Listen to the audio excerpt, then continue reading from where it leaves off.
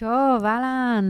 אז שלום לכולם. וואו, זה הפרק השני של הפודקאסט שלנו, שהפודקאסט שעוסק בטיפול, ומעבר לטיפול, מה עושים שם? ככה, בא לי שישר נצלול לתוך הדבר שמאוד מעלה חרדה. אם פעם שעברה דיברנו על איך בוחרים מטפל, שזה השלב הראשון, הקדם טיפול, שאתה ניגש לבחור טיפול ואיך עושים את זה. ועכשיו אנחנו רגע פונות לחרדה השנייה. מה יקרה שם? מה עושים שם? נכון, עדיף. אנחנו מגיעות לטיפול ומה קורה? כאילו, איך זה ייראה? מה זה ה-50 דקות האלה? מה עושים שם? וזה כשלעצמו, אני פוגשת הרבה אנשים שזאת החרדה שלהם. כאילו, אחרי שכבר מצאתי את הטיפול וזה, זה כאילו, רגע, מה זה? ושתיקות, וזה מביך, איך זה מתנהל? אז אולי קצת, בוא אולי נעשה קצת סדר, שאולי זה קצת מוריד מהחרדה, ואפשר לכם יותר להבין מה קורה שם בטיפול. אז רגע, אני אגיד שבתור התחלה, אם נשים לב, כשאנחנו נגיד עכשיו עוברים למקום חדש, או מגיעים באופן כללי למקום חדש, ואנחנו לא נוח לנו בו, אז אנחנו מפוחדים. ואז הדבר הכי הגיוני לעשות זה רגע למצוא את הפינה שאני מרגישה בה בטוחה, שאני מרגישה בה נוח, שאני יכולה לפנות לדברים שהם בטוחים לי.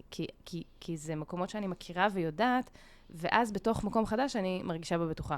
אז אותו דבר בטיפול, כאילו הרבה פעמים אנשים לא מבינים מה הולך להיות שם, אולי קשר חדש, הם לא מכירים את הבן אדם הזה, לא נוח להם להיות במקום שהוא חסר ביטחון כזה, ואז מלכתחילה בכלל לא ניגשים אליו. אז רגע להגיד כאילו ההתחלה הראשונית הזאת, שיש בה המון חוסר ידיעה וחוסר מוכנות, כי אין לך שום משהו שיחזיק אותך, אין לך איזה ביטחון, סליחה. כן, ותמיד הפגישה הראשונה, לפני הפגישה הראשונה, אני שולחת למטופלים שלי, בטח אולי את גם עושה את זה, אבל לא יודעת אם את עושה את זה. אבל אני שולחת שם את הוודאות הראשונית. אנחנו ניפגש ביום הזה והזה, ככה וככה, אנחנו בפגישה הראשונה נכיר, נשאל שאלות, כדי שבעצם יהיה את הוודאות הראשונית, אפילו לפעמים, איך נכנסים לקליניקה, מה עושים, כן. איפה יושבים, איפה מחכים, אז זה דברים שכמטפלת אני עושה כדי להפחית את החרדה, וזה בסדר שתשאלו את המטפלים שלכם, או המטפלות כל השאלות בעולם. כן, בהתחלה, לפני כן זה בסדר, כאילו, איפה מחכים, מה עושים, בהמתנה, כאילו. אז רגע, היום אנחנו מדברות על בעצם שלבי, כאילו, מה בעצם נראה בתוך טיפול, נכון? אז בואי נתחיל. לגמרי, בואי נתחיל. מה עושים? יאללה, הגענו לפגישה ראשונה, הילה אצלך, מה אני עושה? טוב, אז הדבר הראשון זה אינטק. אינטק זה לדעתי חולש על כל צורות הטיפול הנפשי, נכון? האמת שמאמינה שבעוד סוגי טיפול, אבל המקום הזה של לשאול הרבה מאוד שאלות, אני זוכרת בתור קבנית, שכאילו ממש יש איזשהו אינטק מובנה כזה, שאתה צריך לעלות לתוך המערכת, הוא מאוד חשוב, ממש. כאילו אני יכולה להגיד שגם לי כמטפלת הוא נותן לי המון ביטחון. אם יש לנו את המטופל ששואל המון שאלות כדי לקבל איזושהי ידיעה של מה הולך להיות ואיך זה הולך לראות, אז גם לי האינטק, הידיעה שיש לי איזשהו משהו מובנה רגע שאני קודם כל מתחילה איתו, ורק אז אני מבינה כאילו מה קורה, אז הוא גם נותן לי המון ביטחון. אז בעצם באינטק אנחנו שואלים שאלות, פרטים יבשים, אנחנו חופרים אחורה גם, ממש אני אשאל אותך מה אתה יודע על הלידה שלך, מה קרה שם, בעצם שאלות הבחנתיות שאנחנו רואות התפתחות לאורך החיים, שאלות שקשורות לבעיה שלך, למה באת לטיפול, למה הגעת ולמה עכשיו ומה קרה, בעצם זו שאלה שניתן לנו אינדיקציה על הבעיה. כן. כי אני אחדש לכם, את והבעיה שלך זה לא אותו דבר, אוקיי? אתה והבעיה שלך, אתם לא אותו אישות. זה שאתה חושב שהבעיה שלך מגדירה אותך, זה לא אומר. זה יהיה רוב העבודה, אז לכן כבר בשלב האינטק אנחנו נפריד ביניכם לבין הבעיה שלכם. וגם רגע להגיד שלא כולם יודעים למה הם באים, ופתאום שאנחנו מתחילים כאילו מין לגלות בתוך האינטק את האדם, אז אתה מתחיל להבין כאילו למה הגעת? לפעמים אנשים מגיעים בכלל כי אמרו להם, כזה כי הסביבה אמרה להם אתה צריך לבוא. נכון. או כי נוער, כי ההורים כאילו דאגו לזה, או לא יודעת, זוגיות, בני זוג. כן, או שמגיעים לקצה. כשמגיעים לקצה, אז מגיעים לטיפול ומגיעים, והשלב הזה של האינטק הוא גם מאוד קשה, כי אני כבר בקצה. אז פתאום להתחיל ולחפור בבעיה, זה לא קל. נכון. אז פה אנחנו נגיד גם שלפעמים האינטק הוא ייקח קצת זמן, ולא תמיד נצלול לכל השאלות, ולא ננחית עליכם, נבדוק באיזה מצב אתם נמצאים, ושמה בעצם, אם זה נראה שזה עמוס וזה, אז נתחיל מהדברים האחרים בעצם. זהו, אני רגע, פתאום בא לי רגע לסייג פתאום ממש קופץ לי איזה טיפול, והוא לא יחיד, אז כן אני אציין את זה, שלפעמים מטופל מגיע עם איזשהו קושי שהוא כבר חייב להוציא אותו, ואז שום אינטק לא יהיה שם. כאילו, רגע צריך להוציא את ההצפה, רגע לעשות ממש תרגילי ויסות אולי, צריך לעשות איזה שהם... רגע הוא צריך שמישהו יקשיב לדבר הזה שהוא לא מצליח להחזיק את החיים שלו, ובגללו. כן. אני חושבת, אגב, מטופלים שהגיעו מהשביעי לעשירי, מטופלים שהגיעו מעזה, ממש עכשיו אין זמן לאינטק, זה לא במקום הזה. ממש לא, שמה זה היה... אני זוכרת, יכולה להגיד לכם, כאילו, איך שהתחיל השביעי לעשירי, גם מילה וגם אני גויסנו ישר למרפאה לטיפול בפוסט-טראומה צבאית, ובעצם מה שקרה שם ברגעים הראשונים, זה מאוד לא... אנחנו מדברים פה על טיפול אקוטי, אוקיי? הטיפול אקוטי הוא לא יעשה את האינטק כמו שהוא, אלא הוא יעשה היכרות, כן. וייתן המון המון מקום לטראומה הטריה. כשיש מקרה או בעיה טריה מאוד, רוב הפוקוס יתנקז למקומות האלה של עבודה ממוקדת על הבעיה. לכן כל טיפול אנחנו גם נתאים אותו לפי הצרכים האלה, אבל בגדול, בטיפול הראשון, במפגש הראשון יש דברים שכל מטפל יעשה, וזה תיאום ציפיות מאוד מאוד מינימלי ראשוני. המטופל יגיד מה חשוב לו, המטפל יגיד מה התנאים שלו, וזה נקרא חוזה טיפולי. לא יודעת אם הוא עושה תנאים, אבל כאילו מה הסטינג, איך זה נראה, כאילו... כן, יש... אני אתן דוגמה, נגיד, ששעת טיפול היא שונה בכל מקום. כאילו, יש מקומות שעושים 45 דקות, 50 דקות, EMDR לפעמים, למשל, שאנחנו מעבירות, זה טיפול יותר ארוך, שעה ורבע יכול להיות גם, ומאוד מאוד חשוב שהמטופל ידע מה הסטינג שהוא נכנס אליו. נכון, ופה גם נכנס השיח על תשלום. אופן התשלום, איך המטפל מצפה לקבל תשלום, לפעמים זה יהיה גם בהודעה מראש, אבל כזה, אופן התשלום, שעות הטיפול, אתם מסכמים על תקשורת ביניכם, בין המפגשים, מה מתאים, מה לא מתאים בטיפול, ואיך בעצם זה קורה, ובעצם זה החוזה הטיפולי, שהוא גם משתנה לאורך הדרך, הוא ראשוני, וזה היכרות ראשונית, ובמפגשים הראשונים זה בסדר הגישוש הזה הוא דו צדדי. המטפל לומד להכיר אתכם, אתם לומדים להכיר את המטפל. לגמרי. וזה מין ריקוד עדין כזה שנוצר קשר. לכן זה נורא, נורא, נורא טבעי שבשלב הזה יהיה הסתגלויות, חששות, אני לא סגורה על זה. בחינות, המון מבחנים, המון שאלות עולות, המון סקרנות גם, כי אתם תראו שלא תמיד המטפל יחשוף על עצמו. אולי נעשה על זה פרק? נעשה משהו. על החשיפה של המטפל. אז כאילו יהיה כל מיני דברים כאלה ראשונים שיופיעו, וזה השלב שהכל בו לגיטימי. זאת אומרת, תנו לעצמכם להיות חדשים בטיפול. זה מסע. אתם יוצאים למסע ממש מרגש. נכון. אני רוצה שנייה להיכנס איתה לדברייך, להגיד, אם דיברנו על איך בוחרים מטפל, אז הרבה פעמים כל אחד מגיע עם דפוסי אופי שונים, אבל השלב הראשון הזה הוא שלב של בחינה, והרבה פעמים אנשים עוזבים, כי רושם ראשוני לא מוצא חן. אני יכולה להגיד, באמת, הנה עוד אני מאמין שלי, שתישאר איזה 4 מפגשים. כאילו, תיכנס ל3, זה שווה את הכסף. לך תדע מה יהיה אחרי שתעבור איזה גל ראשוני של היכרות. כי דברים חדשים קורים שם. אני נוטה להסכים איתך ברוב המקרים בהקשר הזה, לא תמיד, אנחנו גם דיברנו על זה בפרק הקודם, לא תמיד צריך להישאר את 4 מפגשים, אבל בדרך כלל אני נוטה להגיד כן. אי נוחות זה דבר שאנחנו רוצים בטיפול. אם אתם מרגישים אי נוחות, יופי, סימן שאתם בתנועה. זהו, כאילו, זה כמו שאומרים רגע, אני אראה עם זה, אהבה, ההפך מאהבה זה לא שנאה, זה אדישות. נכון? אז כאילו, אדישות לא טובה לנו. אנחנו לא רוצים אותה בחדר טיפולים. זה שריר. להיות בטיפול זה שריר. אנשים שהולכים לטיפול נפשי, תקשיבו, כל הכבוד. זה עבודה, זה לא זה פריבילגיה, כן? אבל זה לא במובן הזה של, טוב, טיפול נפשי כאילו, זה משהו שכזה, אתה הולך ומדבר על עצמך ומלטף את עצמך. לא, ממש לא. עבודה קשה, זה שריר קשה, יש טיפולים שיוצאים מפורקים, יש טיפולים מאוד מצמיחים, אבל זה חד משמעית עבודה. יש מפגשים מאוד מפורקים, ויש מפגשים מאוד מאוד מאוד, כאילו... כן, לגמרי. ותהיו שם, לא לפחד. זה בהתחלה כזה, כמו להיכנס למנהרה כזאת לא נודעת, ויש שם מישהו, את המטפל או המטפלת שהולכים איתכם יד ביד. כן. ממש, כאילו, צעד אחרי צעד. אוקיי, אז סיימנו את האינטק, הכרנו אלה, לא, אני חושבת שיש עוד משהו שקורה בתוך האינטק, זה באמת קביעת מטרה טיפולית. סופר חשוב. כן, בטח. זה בא אחרי בעצם השלב הראשוני של השאלות, ואנחנו קופצים למטרות. עכשיו, פה גם טיפול טוב, זה טיפול ישאל אתכם למה אתם פה ולאן אתם רוצים להגיע. כן. אם לא שאלו אתכם את זה בטיפול, להעלות את זה מיד. כן. אם אתם כבר מטופלים וזה לא עלה. לא, תראי, רגע נגיד שזה עניין של גישה, כן? כי בסוף יש הרבה טיפולים שזה כמו טיפול חיזוק כזה, אנשים מגיעים והם... את יודעת, אני מכירה גם אנשים שנמצאים שנים בתוך טיפול, המטרה הטיפולית משתנה שם. לא, אני לא מסכימה איתך. אין טיפול בלי מטרה. אתה לא הולך לרופא, ואתה לא אומר לו את הסיבה, ויש לך בראש את התוצאה שאתה רוצה להגיע, כן? יש לך גרד בעור, אתה רוצה שהוא ייפסק, בסדר? אבל לפעמים המטרה, אני מסייגת, לא בהכרח, כי אני לא מצליחה להעביר טיפולים כאלה, אבל זה חשוב לי רגע כן לציין את זה, שיש אנשים שצריכים מרחב שבו הם נותנים לעצמם ונטילציה, ומקום לדבר על מה שקורה להם, ולהנחיח שם את הרגשות שעולים, שלא תמיד אז זאת המטרה.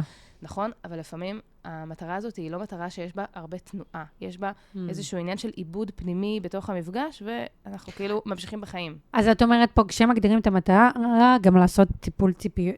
תיאום ציפיות, כן. תיאום ציפיות. ברח לי המילים. תיאום ציפיות, כשמגדירים את המטרה, ובעצם יש מטרות גם שהן חיפוש המטרה. היא קראה לי כבר טיפולים כאלה, עולה לי כמה מטופלים ששאלתי אותם למה אתם פה, ואני לא יודע. אני לא יודע למה אני פה, אבל משהו מציק לי. ואז אנחנו מחפשים ביחד את המטרה, אבל התפקיד שלי פה כמטפלת, זה להחזיק את החיפוש הזה, אני מחזיקה את זה יחד עם המטופל שלי, כן? אבל אנחנו מחפשים את המטרה, וכשמצאנו אותה, אנחנו נותנים לה מקום, ואנחנו כן, כל כמה זמן בודקים את עצמנו מול המטרות, וברור שהן יכולות להשתנות, וגם ברור שהמטרות יכולות להיות גם עמומות. כן, אני חושבת שזה, כשאת אומרת בן אדם שמגיע ואומר, אני לא יודע למה, אבל אני צריך, אז זה הרבה בעולמות התקיעות, והדימוי עצמי אולי אפילו. דיכאון. כן, בדיוק, והדיכאון, ושם זה מאוד מאוד מאוד מורכב. בלבול, מין בלבול, והבלבול הזה חולש על כל מיני תחומים בחיים שלו, ואז הוא מגיע עם איזשהו צורך, כאילו, אני מרגיש שזה צורך שאני צריך עזרה.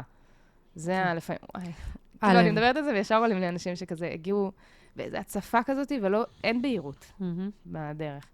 אנחנו אומרים, את אומרת את זה כאילו זה מובן מאליו, על להגיד אני צריך עזרה, כמה אנשים קשה להם להיות במקום הזה של להבין שהם צריכים עזרה, או להודות בזה, או גם לתת לעצמם את המקום הזה. הם תמיד נדחקים לפינה, או לא, לא עכשיו, אז לא נורא, אז אני אשרוד עוד קצת, ואני לא צריך, ואני יכול לבד, לא. כן. אני צריך עזרה. וואו, כמה זה משפט כאילו כל כך חשוב, וזה כוחות. כן. אין דבר יותר חזק מלבקש עזרה. אין. כן. ואם אני חושבת רגע על ההמשך, אז קודם כל כאן אני רגע אגיד שזה, כאילו, יודעת, אני לוקחת את עצמי לכל מיני טיפולי, ל-CBT או ל-EMDR או לטיפול דינמי, כל אחד מהם יש לו קצת צורה אחרת של ההמשך שלו. אני חושבת שבאמת השלב הראשוני הוא די מוכר, כאילו, אתה לא תתחיל עכשיו סשנים של EMDR לפני שעשית אינטק, לפני שתכיר את הבן אדם, לפני שתבין את החוזקות שלו, לפני שתבין איזה משאבים הוא מגיע איתם וזה, אבל ההמשך הוא כן יש בו איזשהו, אנחנו עכשיו נתחיל לייצר קשר. ושם זה בכל הצורות שלו, אני חושבת שאפשר רגע ממש לחבק את רוב גישות, אולי כל, אני אגיד רוב כי אני לא רוצה לזרוק כזה אמירות חדות באוויר, אבל כן, כל גישות הטיפול עכשיו מדברות על קשר. כן.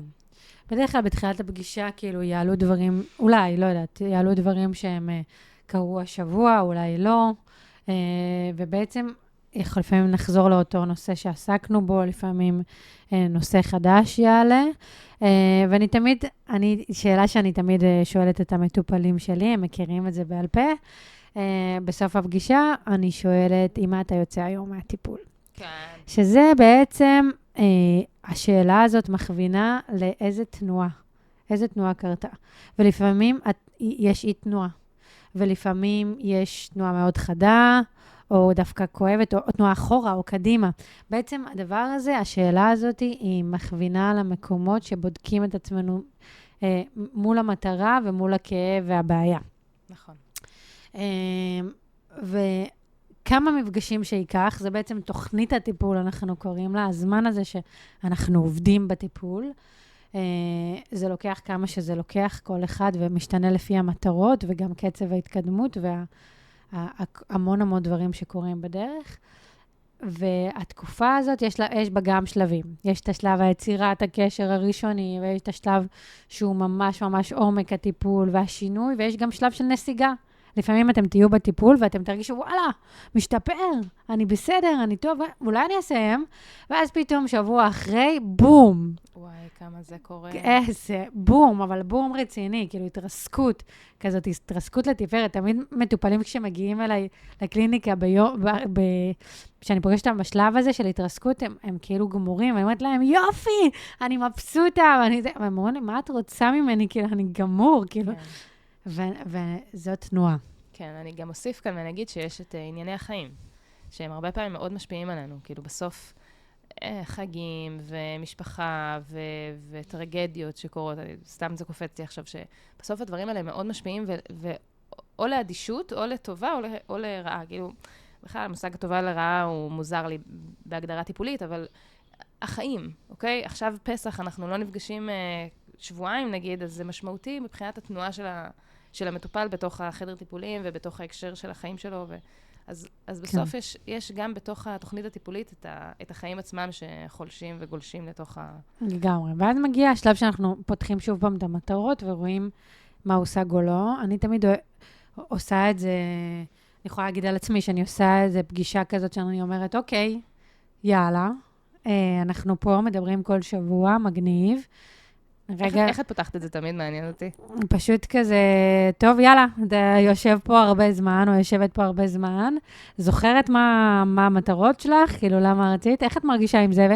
אז אני מתה על הפגישה הזאת, כי פתאום, בכלל לא שמתי לב שזה נעלם, או וואו, זה השתפר, איזה קטע, ווואו, או איזו מטרה כזאת ששמנו בהתחלה, ופתאום קולטים היא לא הייתה רלוונטית, אני מתה על השיחה הזאת, ולפעמים מטופלים ממש בשוק מהשאלה שלי, של כזה, כי יש מטופלים שאני אומרת להם, תקשיב, אני חושבת שאתה צריך לסיים טיפול.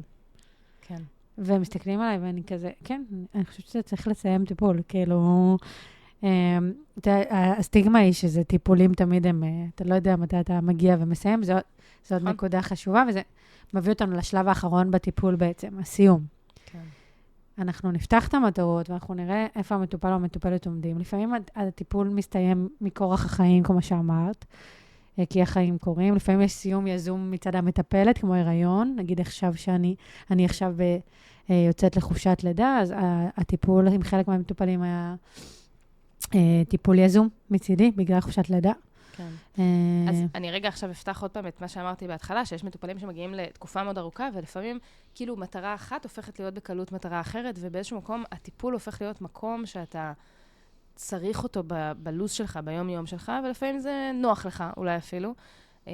וכאן רגע אני אומרת למאזינים שהם מטופלים היום, או רוצים ללכת לטיפול, שזה גם ממש בסדר לעצור ולהגיד, יש מטרה, סיימתי איתה, אני רוצה לפרוס כנפיים. לנסות לבד. כן. בסוף, מה המטרה שלנו בטיפול? מטרת העל של מטפלים? תאכלו בלעדינו. כן. שתהיו מסוגלים לבד.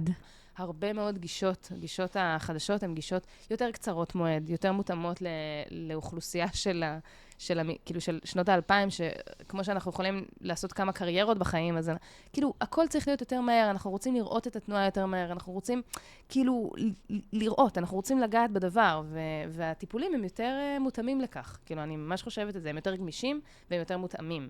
ויש להם מודלים שהם יותר נראים לעין, כאילו ממש אפשר להרגיש אותם ולראות אותם. אז בעצם אחרי שהשגנו מטרות טיפוליות בגדול, אנחנו מתקדמים לשלב הסיום. שזה שלב שצריך את הכבוד שלו בפני עצמו, כי הוא אישו רציני, כמטפלים, אנחנו מטפלות, אנחנו כל הזמן מתעסקות איתו, כי השלב הזה, כי סיום טיפול משחזר את כל הפרדות שלנו בחיים, איך אנחנו למדנו להיפרד. איך היו הפרדות שלנו. והוא גם מזכיר לנו אחרי זה, אנחנו הרבה פעמים נזכור את הטיפול ביחס לסיום שלו. והסיום הכי גדול בחיים שלנו, שכולנו מפחדים ממנו, זה מוות. ויש בפרידה תמיד איזה היבט של מוות. באיזשהו מקום, התעסקות עם סיום, זה גם התעסקות עם המוות. ברמה הכי תת מודע של זה. ואצל כל אחד זה גם פוגש במקומות אחרים, ולכן אנחנו נותנים המון כבוד. המון המון כבוד לסיום, ואנחנו נקדיש לו זמן. ויש לו את השלבים שלו, של סיום. אולי גם אפשר להגיד, יש דפוסים של אנשים בעולמות הסיום, כאילו, הבן אדם שבסוף, גם אפשר לראות את זה בסוף טיפול, כאילו, ממש בזמן האחרון של הטיפול, כאילו, הבן אדם הזה שיש לו הצפה כזה, המטופל הזה שאחרי זה יש לו, הוא חייב פתאום, לקראת הסוף פתאום דברים חדשים נפתחים, או בן אדם שבסוף כועס. כאילו, הרבה יותר קל לסיים את זה כשאתה כועס וללכת, כי כאילו... או המנתק. כן, זה שחייב לסגור וללכת ראשון. ולהסביר לעצמו גם למה, אבל הוא בהכרח, הוא יוצא מזה כאילו מהר. כן, ותוך כדי שאתם מאזינים לנו, תחשבו איך אתם מסופים. איך סיימתם, נגיד, להיזכר בסוף האחרון שהיה לכם, הפרידה האחרונה שהייתה לכם בחיים. יש בן אדם שקשה לו לסיים, כאילו אז הוא לא מסיים. נכון. וזה נורא מעניין, כי זה, כל מה שקורה בחוץ קורה לנו הרי בחדר הטיפולים, לא תמיד. וכמו בכל שלבי הטיפול, גם בזה אנחנו נרצה לעשות חוויה מתקנת. אני חייבת להגיד שיש לי עוד מלא דפוסים בראש, ובאלך להגיד, יש בן אדם. תגידי. זהו, אבל יש באמת הרבה קווי אישיות שיוצאים לנו באמת בסוף של הטיפול. ובא לי רגע להגיד על זה משהו שממש אפשר לעבוד על זה. כאילו, איזה בן אדם אתה רוצה להיות? עדי אמרה, רגע, תשאלו את עצמכם את זה אתם, אבל תשאלו את זה אתם רוצים להיות. בדיוק. אני רוצה בסיום שלי כאילו לסיים את זה בטוב, אני רוצה לשנות משהו בדפוס שלי. בדיוק, אז זה אחלה זמן, אחלה הזדמנות השלב הזה בטיפול, לעשות תיקון טוב.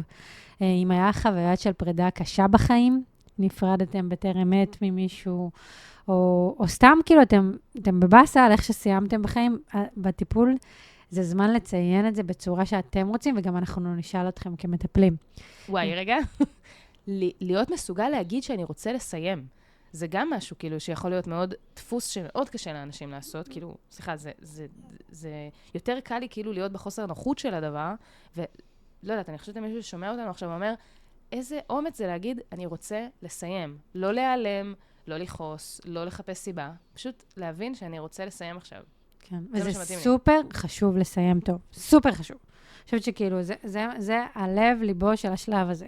שתסיימו באופן טוב, כי זה עושה משהו של סגירה, זה נותן כבוד לתהליך שלכם, וזה לא בזבוז זמן. בכלל לא. או כסף. או כסף. טוב, זה בכלל. טיפול, זה לא בזבוז כסף, מי שלא הבין עד עכשיו. כן, אבל באמת, אז זה גם, הנה, אנחנו נעשה סיום לפרק הזה, ונסיים בסיום של הטיפול. את יודעת, אני חושבת שלא עשינו פתיחה כמו שצריך. אני הילה, תדעי, את יודעת, כזה. הנה, זה גם אומר משהו ברמה... נכון, ישר צללנו, כאילו, היה כזה, את הדחיפות הזאת. לגמרי. אז אנחנו נסיים את הפרק הזה, ונגיד שלהתחיל טיפול זה מאוד אמיץ, ובאמת, באמת, באמת, תנו לעצמכם הרבה קרדיט שאתם מתעניינים בטיפול, ושאתם חושבים על ללכת לטיפול, או הולכים לטיפול. זה פשוט כפיים לטיפול נפשי, אין לי דרך אחרת להגיד את זה, כאילו במקום הזה של כל מי שבוחר בזה. כן. כן, אני רגע אגיד, להתחיל טיפול זה מאוד אמיץ, גם לסיים טיפול, אני חושבת נגיד על כל טקסי סיום של בית ספר, וכל כיתה מסיימים, כאילו יש איזה משהו מאוד חשוב בסיומת, בסגירה, כי כשבן אדם לא מסיים משהו, זה יוצר דפוסים של אימנויות, ודפוסים של דפוסים חברתיים שיכולים להיות בעייתיים, כאילו יש כאן משהו מאוד מאוד חשוב בלהתחיל, וגם לסיים, נכון. ולקבוע מטרה, ולראות את התנועה הבאה. נכון. כי זה יכול להיות גם בעיה בפני עצמה לא לדעת לסיים טיפול, להיות מטופל המון שנים. להיות המטופל. כן. כן. המון שנים, זה גם... טוב, אז תודה, הילה. אז לסיום. תודה רבה. תודה, הילה. היה תענוג. ניפרד לפרק הזה ונסגור אותו. איך את יוצאת היום מהפרק שלנו? אני לומדת לאט להרגיש בנוח בכיסא הזה. כן, נגיד ש... של הפודקאסט. לגמרי, זה פתאום כזה עוד משהו חדש שאנחנו עושים, הנה, וזה אולי כמשל לחוויית הטיפול, לעשות משהו פעם ראשונה. כן, לצאת מהנוחות. הנה, פתאום. תודה רבה, עדי. תודה לכם שאתם מקשיבים לנו, ואתם יכולים לכתוב לנו בכל הפלטפורמות, ואנחנו זמינות לכם לשתף, לשאול ולהתייעץ על כל מה שאתם רוצים. ביי, להתראות.